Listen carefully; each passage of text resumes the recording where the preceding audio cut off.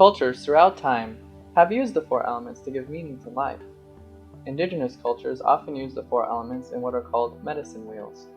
To the left is an example of such a wheel, connecting the four elements to spirit animal guides. It is a circle to honor the cyclic nature of the seasons and the different stages of life, from birth, growth, maturity, and death. European alchemists use the four elements to describe how to advance your soul in what is called spiritual alchemy. To the right, we see the alchemical map of a soul journey, with a person holding a torch in one hand and a feather in the other, while standing with one foot on land and the other in water. This workshop is a modern way of integrating these elements into our lives so that we bring greater balance to the world around us.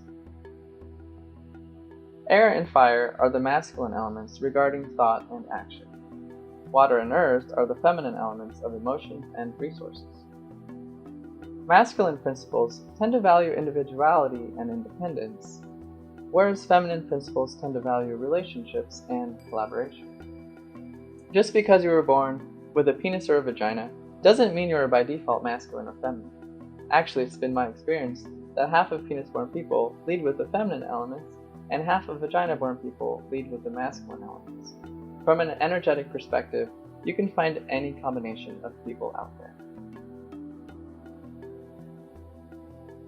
Because of our childhood experiences, we learn to favor some of the elements over others.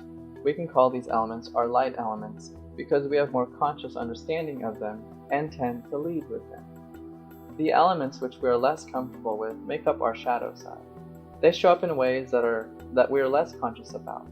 We may even try to avoid situations that are out of our element, so to speak.